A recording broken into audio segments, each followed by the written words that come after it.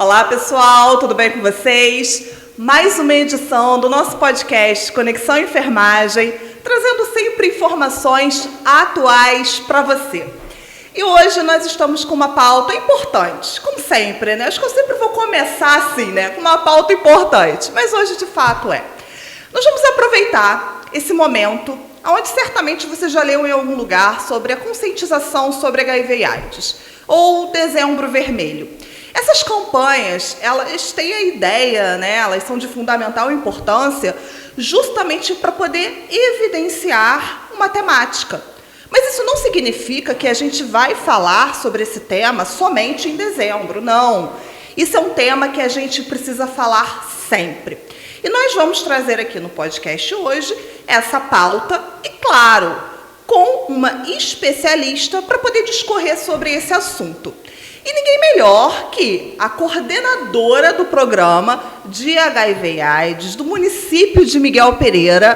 Tá vendo, né, gente? A gente só recebe elite aqui. Com vocês, Tereza. Tereza, seja muito bem-vinda ao nosso podcast. Muito obrigada, boa tarde a todos. Obrigada por estar aqui, por essa oportunidade rara que a gente tem de estar falando nas redes a respeito do HIV.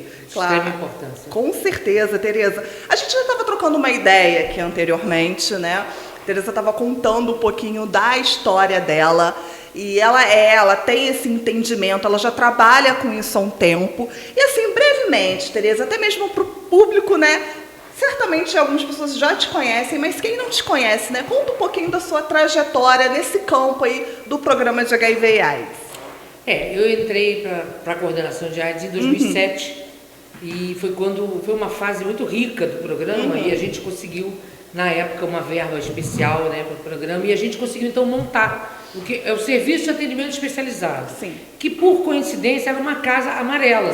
E as pessoas apelidaram de casa amarela e virou casa amarela. Eu não posso nem mudar a cor da casa, porque todo mundo conhece como casa amarela. E aí a gente conseguiu equipar essa casa e botar o programa funcionando sozinho ali, para poder também dar um pouco de proteção aos pacientes, porque eles ficavam antes numa unidade de saúde, no meio de várias outras enfermidades, e eles, muitos imunodeprimidos, ficavam muito expostos ali a tuberculose, hanseníase, vacinação, criança com sarampo, com rubéola. Então a gente tentou isolar um pouco mais o paciente para protegê-lo. Na época era uma necessidade. Foi importante, por um lado, acho que deixou o paciente mais à vontade, ele se sentiu mais cuidado também, deu uma sensação de um lugar só para cuidar da gente. Isso foi muito importante. E também ali foi o pontapé inicial para a gente desenvolver várias ações de prevenção, que a gente orquestrou ali, ter um espaço só nosso. Então, acho que foi muito importante isso. E estamos aí lutando, né? Porque é uma luta diária, a adesão, a conscientização, a luta contra o estigma, são vários desafios que a gente tem no dia a dia. O maior deles hoje, eu sinto que é a divulgação da importância do diagnóstico precoce. E para isso é a testagem. É o famoso teste rápido, que as pessoas ficam assim, não, eu não vou fazer, porque se eu tiver eu prefiro não saber. Isso é uma ilusão. O vírus do HIV, infelizmente, ainda não tem uma cura, por ele ser um vírus de muitas mutações, a vacina é uma coisa difícil de se chegar nela, mas já existem alguns casos de cura por transplante de medula, são estudos bem iniciais, mas já é uma luz no fim do túnel. É uma luz. Então, assim, a gente percebe que o que muda na vida das pessoas que têm HIV é a descoberta precoce. Faz toda a diferença. O momento que o tratamento chega na vida dela faz toda a diferença. Então, é o que eu falo sempre. Se você tem HIV, em algum momento você vai descobrir. É melhor que seja no momento que você está saudável, com a sua imunidade fortalecida, e entre logo com um coquetel de antirretroviral e fique bem, se mantenha bem, do que você descobrir no leito de um hospital depois de perder 30 quilos e ter 5 infecções oportunistas e está quase à beira da morte. Aí fazem o seu exame, descobrem que você tem HIV, de repente há 15 anos, 10 anos. Né? Então, a testagem é o grande caminho para a prevenção, inclusive da transmissão. Perfeito, perfeito, Tereza. Você, né, contou aqui pra gente também que você já está há um tempo, né, você já tem uma experiência, né, nessa área, então certamente você já está acompanhando as evoluções, né, como você falou, hoje existem testagens, né, existe essa possibilidade de um diagnóstico precoce, o que é importante que a gente saiba e principalmente que a gente tenha a informação correta, que é o que a gente está fazendo aqui, né, compartilhando com vocês as informações certas, porque às vezes, principalmente em assuntos que falam sobre sexo, sobre HIV, sobre uma infecção sexualmente transmissível, às vezes é uma informação que está equivocada, está incorreta, e a pessoa simplesmente, não vou porque vai ser ruim para mim, eu vou ser exposto, né? Então é algo que é muito sensível ainda para uma comunidade, principalmente uma comunidade que não tem tanto conhecimento assim, né? Como você falou, existem alguns desafios com relação a HIV e AIDS, né? Se você puder trazer para a gente melhor, né, claramente, esses desafios atuais e o que a rede, né, hoje em dia, o que a rede faz para poder superar esses desafios, a rede de Miguel Pereira.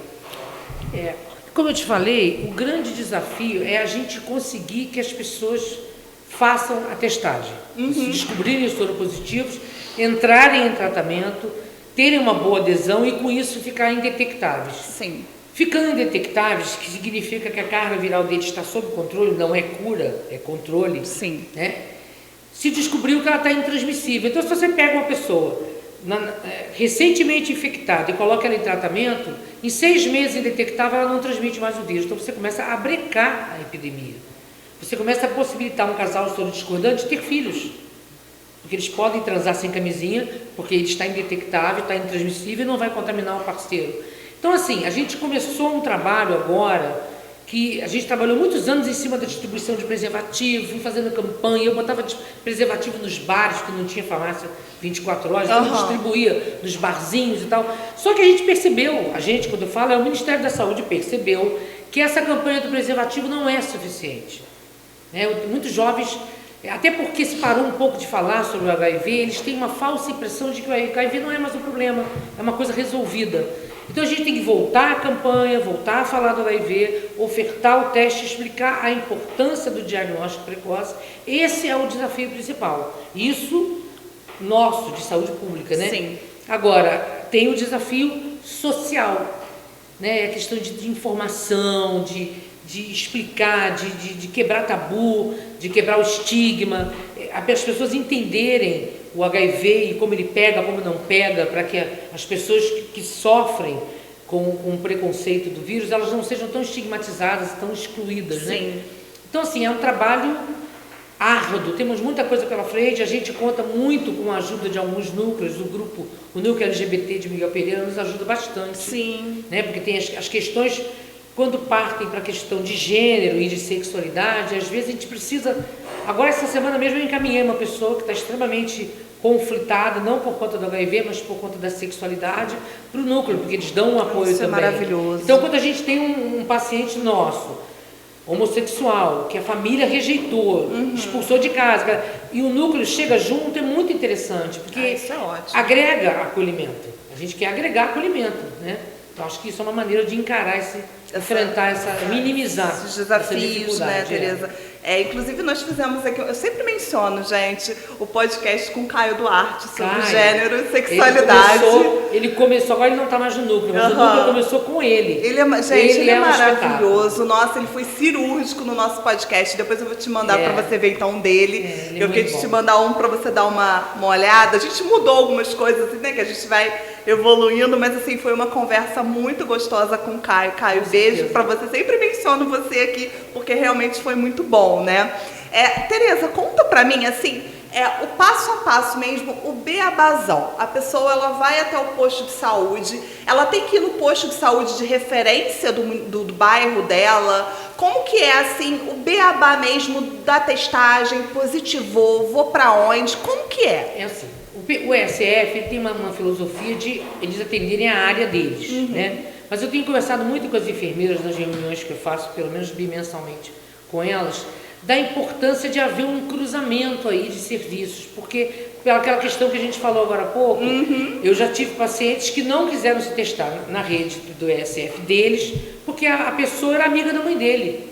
E se desse positivo? Eles acham que a pessoa vai chegar na casa da mãe dele e vai contar. contar. Eles não é que eles ignorem, eles não acreditam no vínculo do sigilo. Existe uma lei muito séria, muito grave com relação ao sigilo, que se estendeu agora recentemente para tuberculose, hanseníase e hepatite também. Então, se antes já era sigiloso o diagnóstico HIV, para tuberculose, hanseníase e hepatite também. Então, assim, a pessoa vai ao posto de saúde, ela pode ir, às vezes ela vai no meu posto, na Casa Amarela, ou vai numa outra unidade. Eu queria fazer meu teste aqui, eu não quero fazer onde eu moro. Sim. Eu tenho trabalhado muito a enfermagem para aceitar e acolher essa pessoa, para não perder essa oportunidade. Tá bom, fez o teste, deu positivo. Fez o confirmatório, confirmou, está positivo. 2 exames, então a pessoa tem HIV. Tá, qual é o próximo passo? Casa Amarela. Ela é encaminhada para mim. Aí eu atendo essa pessoa pessoalmente, faço uma primeira entrevista, tiro todas as dúvidas dela, converso sobre tudo que vai acontecer, porque eu imagino que é uma coisa meio no escuro, a pessoa fica assustada, ela não sabe qual é o próximo passo, o que ela tem pela frente. Então eu converso muito sobre vários aspectos do que ela vai provavelmente viver, aconselho a escolher uma pessoa, pelo menos, como rede de apoio, conte para a mãe, ou para uma grande amiga, ou para uma madrinha, não carregue isso sozinho, porque você não vai dar conta, em algum momento você vai precisar de apoio, então é importante que você tenha esse apoio, que pode ser até um de nós da equipe, né? Às vezes a dificuldade de contar para a família, vem aqui, a gente conta junto. Então assim, a gente faz uma parceria com o paciente a partir daquele momento.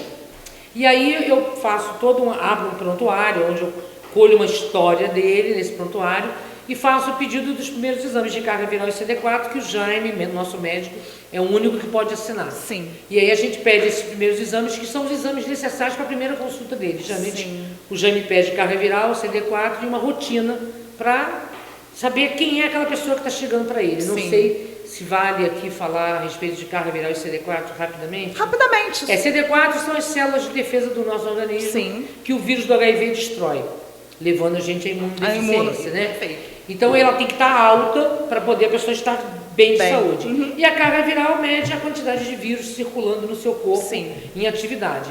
Ela some do exame, que a gente chama de indetectável, mas não significa cura. Eu sempre me preocupo muito em falar isso com as pessoas, porque meu exame está indetectável, para de tomar remédio porque acha que está curado. Não, ela está sob controle, exatamente. Se ela se mantiver bem aderida ao tratamento, ela vai ficar intransmissível sexualmente.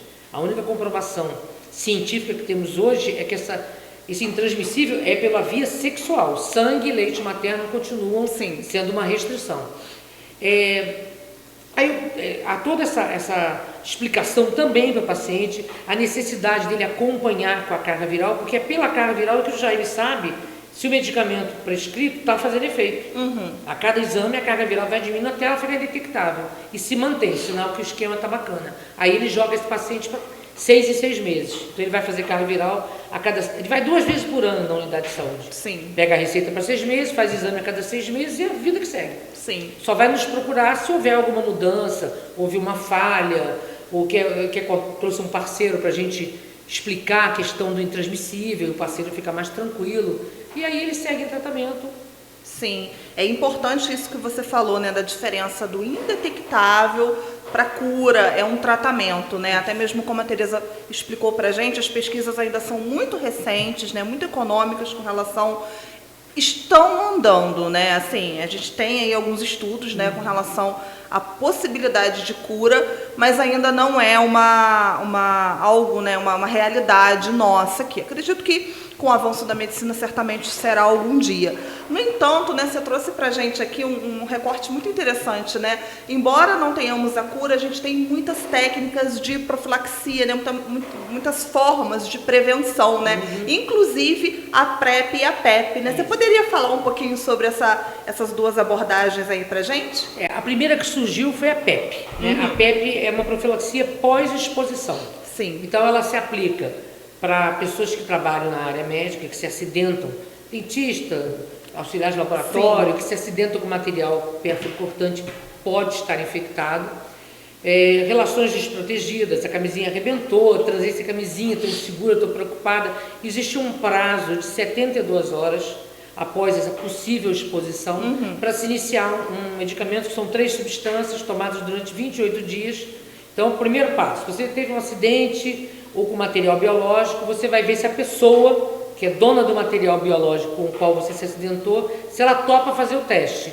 Uma coisa importante, o teste HIV, ele é voluntário, gratuito e sigiloso. Se a pessoa falar, não quero fazer, acabou, morreu o assunto. Tá. Ninguém pode fazer um teste HIV em alguém sem o conhecimento e autorização da pessoa. Então, você procura o caso índice, que a gente chama e fala, olha, eu me acidentei com o seu material, se você fizer o teste de negativo, eu não preciso fazer profilaxia. Você topa fazer, em geral, as pessoas aceitam fazer. Não tem dificuldade. Sim. E aí, dependendo da entrevista, se aquela pessoa não tiver tido uma relação exposta há pouco tempo, não tiver com a janela imunológica muito perigando estar durante aquele período da janela imunológica, que é aquele período que ela está contaminada, mas ainda não aparece. Por exemplo, se a pessoa chega e fala assim, não, eu não tive nenhum relacionamento sexual nos últimos 2 meses, ela não está na janela imunológica. Então, ela deu negativo, esquece profilaxia, não precisa. Agora, eu transei com um cara, eu recebo muito isso, jovens que foram numa festa, ficaram tão loucos que eles nem lembram o rosto da pessoa com quem eles tiveram um relacionamento. E estão muito preocupados, aí elas querem fazer a PEP. A indicação tranquila para isso. É feito o exame de HIV na pessoa, se ela for positivo não cabe a PEP, se não for, ela inicia a PEP, repete 2 meses, com 60 dias da exposição, para ter a certeza de que ela está de fato negativa. Isso é a PEP. Então a gente usa muito isso para profissionais de saúde que se acidentam.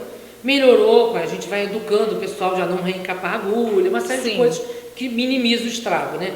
E a questão dos jovens que aparecem lá muito apavorados, às vezes depois de 72 horas não dá mais para iniciar a PEP. A PEP também é um protocolo dentro da violência sexual, Também, com outras medidas que se fazem de gravidez, de sífilis, de outras doenças, né? E a PrEP é uma coisa nova, recente, a gente está começando a implantar no município agora, por exemplo, todas as nossas enfermeiras estão capacitadas a prescrever, avaliar a PEP. Que bacana. Então, o Corém liberou que as enfermeiras façam a prescrição, houve uma certa briga aí, mas que emerge de Corém, mas acabou dando tudo certo e elas estão aptas e foram capacitadas. Gente, não é égua, é acessibilidade. Você tem que ter pernas para trabalhar para você não dá conta. Então, o Jaime capacitou todas as enfermeiras do PSF, mais algumas do hospital, para fazerem a avaliação e a prescrição da PEP. E agora, de fevereiro, depois que passarem as férias de janeiro, a gente deve fazer uma capacitação para a PrEP, que é mais simples até do que a da PEP, porque não há uma avaliação se precisa ou não. A demanda já existe, a pessoa quer fazer. Então, você já pulou uma etapa, né? E aí a pessoa vai apenas estabelecer existe um protocolo e um código de ética, de você é a pessoa que vai fazer a PrEP. Olha, vamos fazer a PrEP, você vai se comprometer a de 90 em 90 dias vir fazer o teste. Tanto que a prescrição é para 90 dias, ela volta, faz o teste, continua negativo, pega medicamento para mais 90 dias e assim vai. Quais são as indicações da PrEP? Homens, quer dizer, isso pela nota técnica que foi, é o start, sempre tem as exceções, né? Homens que fazem sexo com homens, mulheres trans, que biologicamente são homens, né? Tem um corpo, a biologia do corpo é masculina, e profissionais do sexo, que são grupos considerados com risco aumentado de contaminação via sexual. Então, a pessoa não se adapta, a exposição é muito maior, a profissional do sexo às vezes faz 4, 5 programas num dia. E o cliente não vai, de repente, falar para ela que a camisinha estourou, ele vai ficar quieto, não fala nada e acabou. Então, a PrEP para ela é uma maneira dela se prevenir. Então, essas indicações são as claras. E os casais discordantes, que ainda o parceiro não está intransmissível. Então, num primeiro momento, é uma oportunidade. E também, aí vai da sensibilidade de cada unidade de saúde, que conhece o seu público. Aquele jovem que está todo mês lá querendo fazer PEP porque transou sem camisinha. Esse cara faz tanta PEP que é mais fácil você chamá-lo e instituir para ele a PrEP. Porque aí ele vai tomar continuamente, já sabendo, né? E existe uma possibilidade futura, ainda não implantamos, da PrEP sob demanda, que é uma coisa fantástica, mas é para uma pessoa muito disciplinada. É quase que uma pílula do dia seguinte para o sexo, né? Para a exposição do HIV. Que é aquela pessoa que é muito organizada, aquela pessoa que, o homem que faz sexo com o homem, mas ele já tem uma certa idade, ele não vive na balada, ele sai uma vez por semana para fazer um programa com alguém, ele sai na sexta-feira sabendo que ele vai transar com alguém. Ele vai tomar 2 comprimidos na sexta-feira, um no sábado e um no domingo, e acabou. Só na próxima exposição que ele vai se preocupar. Sim. Isso a gente não está implantado ainda, o Estado já mandou para a gente uma nota técnica falando sobre isso futuramente, acho muito legal, né? Que isso aí até em casais discordantes vai ser bastante interessante. Vai ser bom. Casais que não vivem juntos, né, mas tem uma relação estável, fica uma coisa bem... Sim. Não precisa tomar remédio o mês inteiro. Como você falou, tem uma rotina organizada. Exatamente, mas tem que ser uma pessoa que tem essa organização. Não pode ser aquela pessoa que sai, sabe se lá, sai porque der e vier. Né? Se for sair, sabe Deus onde eu vou parar amanhã. Essa pessoa não pode fazer PrEP sob demanda, ela tem que fazer a PrEP uso contínuo, né? Então, assim, essas questões todas representam um grande avanço, mas a gente tem que frisar uma coisa muito importante. Tanto a PEP quanto a PrEP, elas só servem para o HIV. Então, não é o aconselhável. O aconselhável ainda é o uso do preservativo. Por quê? HPV, hepatite B, hepatite C, sífilis, que está bombando de novo, gonorreia, clamídia, N doenças sexualmente transmissíveis graves, sérias. E quando eu faço bate-papo sobre isso, eu pergunto para os jovens, vocês tomaram vacina de HPV? Alguns sim, outros não. E aí os meninos têm uma tranquilidade com o HPV. Eu falo assim, você sabia das consequências do HPV? A mulher tem câncer de colo de útero. E os homens têm câncer de pênis. Você sabia que a cada dia no Brasil 9 homens amputam o pênis por causa de câncer peniano, por conta do HPV? E eles não sabem, eles ficam muito assustados. Então, assim, essas técnicas todas novas, essas profilaxias são excelentes para o HIV. Mas não descarta a importância do uso da camisinha, inclusive com relação à gravidez indesejada, né? Sim, exatamente, Tereza, perfeito. Você pontuou aqui várias questões muito importantes e interessantes, né? Principalmente com a questão dos jovens, né? Aí a gente bate no que eu sempre falo, né? O que a gente sempre tenta, inclusive a faculdade, ela traz também essa ideia da educação sexual nas escolas. O quanto é fundamental, né? Porque, por exemplo, o preservativo é uma estratégia de prevenção, sim, mas o conhecimento, esse conhecimento desde o ensino fundamental, assim, que é uma coisa que eu apoio, embora tenha algumas discordâncias com relação a isso, mas o ensino sexual nas escolas, né? Para que esses jovens, eles tenham esse conhecimento, né? Principalmente sobre essas infecções, né? Como você falou, os jovens acham que o HPV vem da mulher, né? Ah, mas é a mulher que vai passar para mim. A mulher se dá mal, eles não. Né? Exatamente. Não, você quer ver uma outra coisa que ninguém fala quase? A gonorreia, por exemplo, é uma doença que no homem, ela é muito bandeirosa. O cara pega a gonorreia, no dia seguinte ele sabe, porque a secreção é assim, escandalosa, né? O menino que se descobre com gonorreia, dificilmente ele vai chegar para a namoradinha dele e vai dizer, olha, eu estou com gonorreia, vai ao médico fazer um exame porque você deve estar infectado. Ele, se trata e fica quieto. Geralmente por ingenuidade, por inexperiência, por covardia, seja qual for o motivo. Na menina, né, a mulher tem, em muitos momentos do ciclo dela, ela tem corrimentos que são considerados naturais, por causa de candidíase, pré-menstruais e tal. E às vezes ela passa meio assintomática pela gonorreia. Só que se ela não tratar essa gonorreia, ela virar crônica, ela leva ela à esterilidade. Então a menina pode ficar estéril por causa de uma gonorreia não cuidada. Que ela vai descobrir quando ela transar com o próximo rapaz que pegar a gonorreia e vai dizer, você me passou gonorreia. É aí que ela vai descobrir que tem. Então, assim, essas informações têm que chegar nos jovens. Tem que chegar nos jovens. É muito difícil fazer trabalho nas escolas. Eu acho que está muito mais difícil hoje em dia do que era quando eu comecei. Porque tem muito tabu e as pessoas agem como se você falar de sexo, você vai estar estimulando a transar. É o que eu falo sempre, gente, eles vão transar, a gente querendo ou não.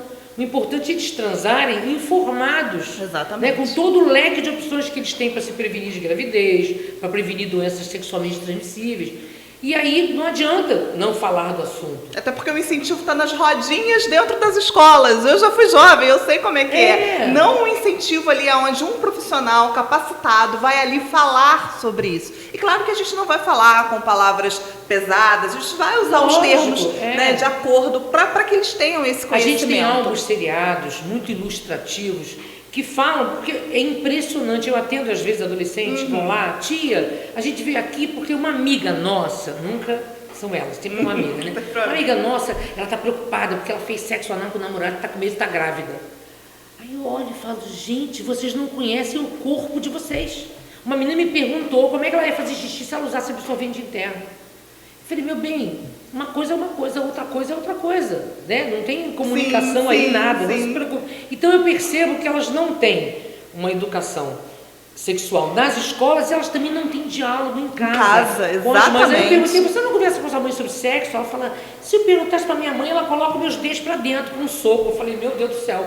Então eu falei, não tem problema, reúnam um grupo de meninas e venham aqui. Não fiquem no Google perguntando para a vizinha, a tua amiga do vizinho sabe tanto quanto você, ou seja, nada. Ela vai te dizer o que ela ouviu falar, e aí você vai ficar criando um monte de fantasias e vai acabar aparecendo grávida. Sim. Porque você não sabia e eles como se evitar. interessam. Quando nós fomos no colégio, né, no final, eu falei, galera, quem quiser perguntar, né, quem ficou... A maioria não ficou com vergonha, não. Eles perguntaram na frente de todo mundo, mas quem tiver uma pergunta, né, por ser um assunto mais, enfim, sensibilizado, pode vir que a gente tira as dúvidas. Nossa! Eles vieram. Funciona muito? Eles vieram, assim, foi muito bacana. A Caixa Anônima é um espetáculo. A gente foi fazer um trabalho numa escola. Caixa Anônima. Tem um núcleozinho ali dentro do Colégio do Bombeiro, que é de jovens, prepara o jovem para trabalho, adolescente. É PTPA, não sei o nome certo da instituição. E me chamaram para fazer um trabalho lá com jovens, faixa de 15 a 19 anos, 17 anos. E aí a gente faz a Caixa Anônima. Você pega, distribui papeizinhos, quem quiser perguntar alguma coisa, mas não quiser se identificar, bota a pergunta ali, que aí você vai no final, abre aquilo, vai responder. Fala, e a pessoa quem fez a pergunta, não tem constrangimento, veste a carapuça, né? e não precisa se expor, né? Isso funciona muito, até com adultos. Até com adultos, às vezes a gente faz, porque às vezes a pessoa não tem coragem. Se não me engano, acho que a Dalila fez isso em saúde mental, que também foi ótimo, né? Excelente ideia, Tereza, excelente ideia, porque realmente tem algumas perguntas que o jovem fica ali, né, constrangido, enfim, não quer às vezes se expor, né? Você tem vergonha de não saber aquilo. Sim. E aí continua na ignorância. Sim, exatamente. Né? Mas assim, foi um trabalho fundamental que a gente fez com esses jovens. E falando, né, assim, de jovens, né, você também mencionou a questão dos idosos, né? Hoje em dia ainda existe um perfil de pessoas que estão aí suscetíveis ou não? Não. Assim, eu considero a epidemia completamente diferente hoje do que nos anos 80. Sim. Nos anos 80 era a peste gay, né? Quer dizer, começou a ser descobertos os primeiros casos em homossexuais e aí rotularam, né? Da mesma maneira que na época da febre amarela saíram matando macacos adoidados. Não podiam ver um mico, eles matavam os micos por causa da febre amarela. Então, assim, nessa ignorância se disseminou essa falsa impressão de que era uma doença exclusiva do homossexual. E aí tinha aquele de... Eu cheguei na época, muitos anos atrás, a ouvir médicos falando que não pegava homem, não pegava HIV de mulher, que é um erro. Né? Hoje se sabe que a transmissão heterossexual está aí, acontecendo direto. Então, assim, não existe um perfil, não existe um grupo social, não existe cor, não existe etnia. HIV é para qualquer um, ele dá em qualquer um que não faça sexo seguro com preservativo. Perfeito, basta. Tereza. Quem tá preservado disso é aquela pessoa que ainda não tem uma vida sexual ativa. Fora isso, uma outra questão interessante a se falar, para a gente não passar batido, é sobre crianças, que há sempre uma dúvida. Com que idade a criança pode chegar numa unidade de saúde e fazer HIV? Tem sem estar com o responsável. O ECA diz que a partir dos 12 anos de idade, a criança pode chegar numa unidade de saúde e querer fazer o teste sem estar acompanhado de um responsável. Ele tem o direito de fazer esse exame. É óbvio que eu sempre reforço para as meninas que fazem teste e os rapazes que trabalham com a gente, bom senso. Você não vai pegar uma menina de 12 anos altamente infantilizada, que você vai perceber isso na hora do acolhimento, e fazer um teste que pode dar positivo. Quer dizer, o fato de uma criança de 12 anos te procurar para fazer o teste, vamos pensar aí na possibilidade de um abuso. Ela pode estar sofrendo abuso. Para ela estar se sentindo exposta com 12 anos, então vamos colher a história, vamos tentar pegar bastante informação do porquê que ela está ali. Se você sentir que é uma criança de 12 anos extremamente amadurecida, beleza. Se não, você vai convencê-la a vir com alguém da confiança dela, adulto. Pode ser uma madrinha, uma irmã mais velha, não precisa ser o pai e a mãe. Né? Então isso é uma coisa importante, porque às vezes se nega o teste da criança e não há necessidade. Se ela tiver acima de 12 anos, ela pode fazer. Perfeito. A PrEP é só acima de 15. Isso é muito bom a gente conhecer, né, e saber, até mesmo para a gente poder passar a informação adiante. Você me falou da criança e me veio um outro grupo na cabeça, a gestante, né? Porque no pré-natal a gestante ela faz, né, todos os exames e tudo mais. Positivou. E agora? Qual é o protocolo? Imediatamente o programa, ela começa o tratamento dela, gravidez. A gente acompanha a carga viral dela o tempo todo.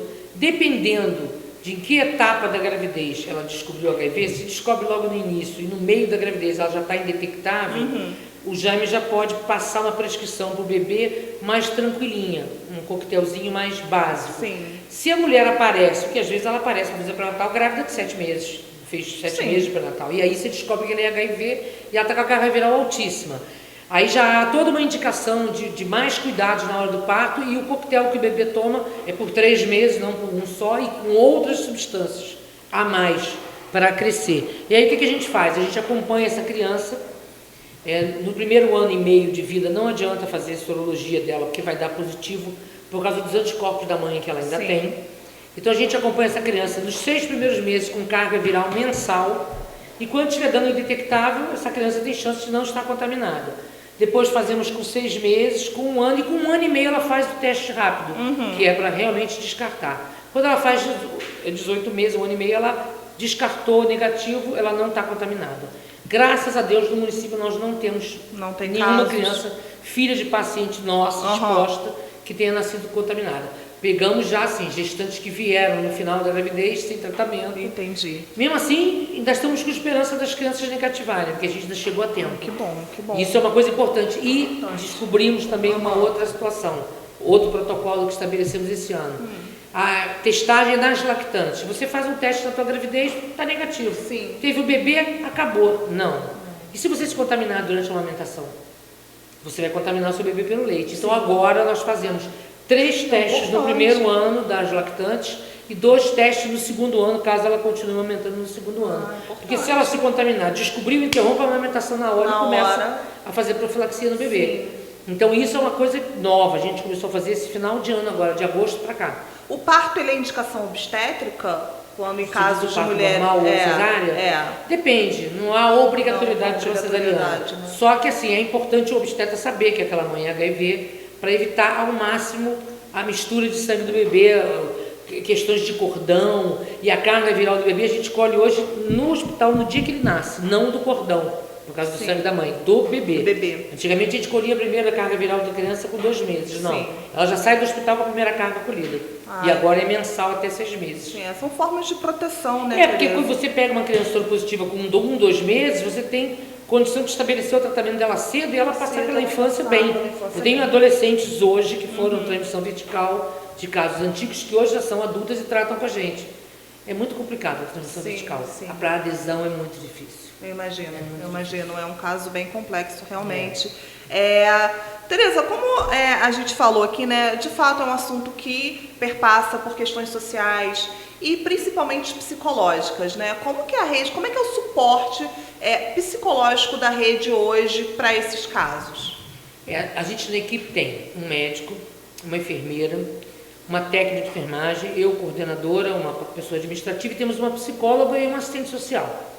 Então, quando o paciente chega, eu sempre tento, porque é diferente, é um convencimento que eu tenho que fazer praticamente de que aquele suporte pode ser importante para ele, se não naquele momento, mais à frente. Então, se ele já criar um vínculo com aquela profissional, vai ficar mais fácil o dia que ele precisar. Então, eu sempre, por exemplo, amanhã vai uma pessoa lá fazer um teste que ela acha que vai dar positivo, porque ela fez um teste, parece que ela não contou bem a história, mas amanhã tem uma grande chance de eu receber um paciente que vai dar um teste positivo. O que eu faço de imediato?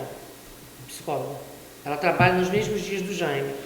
Então amanhã, por exemplo, é dia dela, ela vai para a psicóloga, que vai fazer o primeiro atendimento dela, tentar alinhavar uma coisa de confiança com ela. É muito difícil, a adesão à terapia não é muito fácil no programa, é difícil.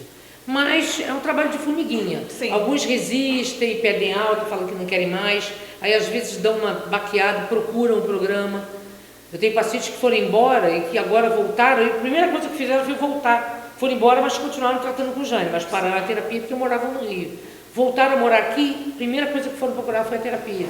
Então assim, a gente procura dar a maior rede de apoio possível, né? Os pacientes todos têm o nosso zap, meu, da Marilene. E a gente atende à noite, de madrugada. Contei para minha mãe, foi péssimo. Contei para minha mãe, foi ótimo. Enfim, a gente fica ali, bom, né? Essa rede de apoio, né? É como eu costumo falar, né? A rede de apoio, ela é fundamental no processo de cuidado, né? Tereza, nossa, que bate-papo gostoso, gente. Já passou até da hora. A produção tá ali olhando para mim, tipo, fuzilando passou da hora. Tereza, deixa aqui as suas últimas palavras, né? Assim, você é conhecedora do assunto, deu para perceber. Então, deixa aí suas últimas palavras aqui. As minhas que te últimas palavras não são para as pessoas que estão expostas ao HIV ou que têm HIV. São para as pessoas que convivem com as pessoas soropositivas. Mais empatia, um olhar mais carinhoso para essas pessoas, menos preconceito. As pessoas não têm ideia de como uma pessoa que recebe o diagnóstico de HIV está destruída para ainda ser maltratada com desamor, com preconceito. Então, eu estou fazendo uns vídeos curtinhos sobre HIV e o mais difícil para mim está sendo esse, porque eu ainda não consegui uma fala que eu consiga mostrar para as pessoas o quanto a empatia, o vínculo, a família, o apoio dos amigos é importante no momento que você tem um diagnóstico como esse. Então, a minha mensagem é essa: seja mais generoso com quem está ao seu lado. Poderia ser você, poderia ser o seu filho. Não pense que não, poderia ser você, poderia ser o seu filho, uma outra pessoa querida sua. Então tenha esse olhar, olhe para essa pessoa como se fosse o seu filho. É o que eu procuro fazer com as pessoas que me procuram lá. Exatamente. Tá bom? Tereza, brilhante sua participação. Meu muito obrigada. Eu que agradeço. Gente, foi maravilhoso. Eu espero que esse podcast seja esclarecedor para você. Como eu sempre falo aqui, não é uma conversa para profissional de saúde, é uma conversa para a comunidade, tanto que a gente toma esse cuidado de trazer profissionais que vão falar de uma forma didática, para que você entenda como a Tereza fez. Então, assim, eu me despeço, foi maravilhoso e certamente fará sentido. Se não fizer sentido para você, certamente fará sentido para quem você conhece. Então, curta bastante, compartilha, siga a gente nas redes sociais, que a gente está sempre com coisa nova para você. Um beijo, até a próxima!